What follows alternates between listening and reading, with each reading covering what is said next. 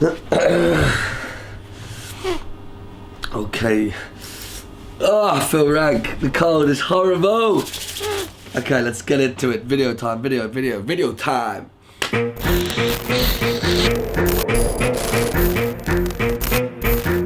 Yes, what's going on, my lovely people of the YouTube? So, we are back for another video. Sadly, this week I've been ill, as you can probably tell by my voice, which has stopped me from even going outside, which I hate. It also meant we couldn't do the abandoned asylum thing because I fell ill, and then my girlfriend fell ill, and Dre couldn't make it, so that all went to pot. But that video is coming soon, so stay tuned to that.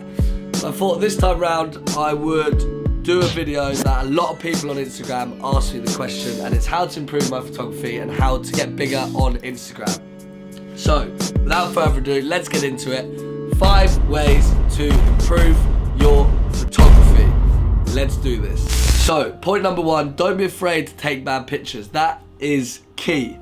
When you're starting off, don't be afraid to just take your camera, go outside, and just snap. When you're obviously starting off, you won't be taking insane photos. You might be, you never know, but probably not. So don't be afraid to take bad photos. Get out there, just keep snapping. Always have your camera with you, whether you're going to see your mum, your grandma, your friend, your dog, walking, whatever. Always have your camera, and by taking many photos, you naturally progress. You find out the styles you like in photography, whether it be landscape, portrait, climbing cranes, nature, whatever it be. You'll find your style, and through that, you'll find the settings that work for you. You'll find the editing style that works for you. So just don't be afraid to take your camera with you. Get into those places, take photos, constantly snapping. So for me, first point, don't be afraid to take bad photos. Moving on to point number 2. What you said. You like my posts on Instagram. Cheers, buddy. By the way, your guys' support on Instagram is constantly insane. Love it. About to hit 4K. Hopefully gonna do it today. But yes. Alright, point number 2. Make sure to go places that are iconic. Okay, so this is more for growing your Instagram, but people like to see iconic places of the city you're in. Sounds cliche, and it literally is, but it does help for growing your Instagram. When people see photos of the Big Ben, I live in London, people like it. When they see the London Eye, people like it. Obviously, you have to take a good photo of it, but that's going back to point number 1. Once you learn your style, you can then start taking photos in your style of these iconic places. And yes, for me, iconic places in the city you're in, always helpful. Always very helpful. Okay, moving on to number 3. Confidence when out shooting. Now, this one ties into the first one. Once you're out and you start getting into a rhythm of photos that you like to take, confidence when out shooting. This works very well for street photography. Don't be scared to get that camera up and close and personal without obviously being creepy and rude and just like, yeah, being weird about it. But get up close personal. Speak to the subject that you're speaking to, whether they are a stranger or not. When you're with your friends and you're taking photos of them, order them around. Tell them where you want them to be. It's your photo at the end of the day, and they're not gonna hate you for it. And in public, be polite, be kind, and I promise you, you'll just naturally see you're taking better photos because you're getting into the photo, into the frame, and just, yeah, really bringing out those details within that photo. So number 3, confidence when shooting. Okay, leading me on to number 4. Now this one, I'm gonna probably put either on this side or this side, a recording on my phone so you can see what I'm saying. But for Instagram only, when you're not doing Instagram and you might be taking photos for your, I don't know, to put them on the wall, fine. But for Instagram only, my personal opinion, please flip that camera and shoot in portrait mode. As you're probably seeing now, here's a photo in portrait mode, and you see how it extends across the entire phone, and from top to bottom, visually that is more pleasing. Someone that's scrolling up and down, and people do this and they sit there for half an hour scrolling up. If your photo comes up and fills the screen, that is visually more appealing, meaning someone's gonna see the details in the photo, just get involved in the photo more.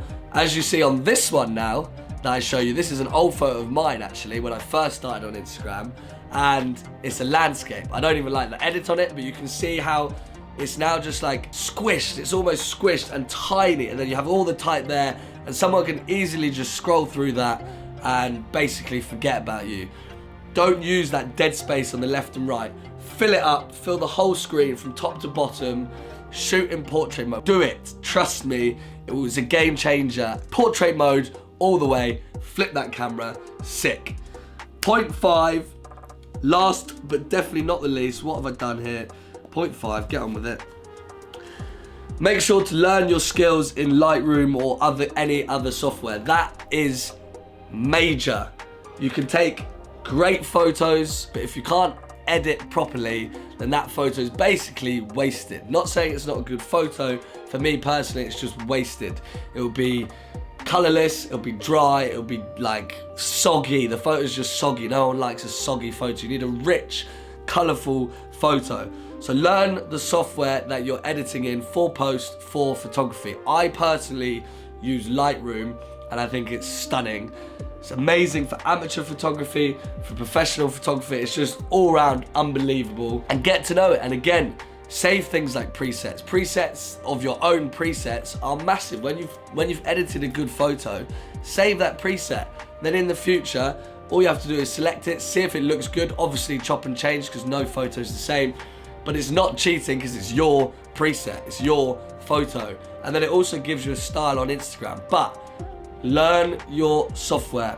80% of photography for me is in post-production.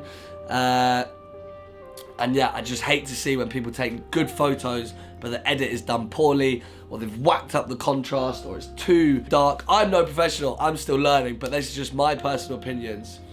So yeah, learn your softwares.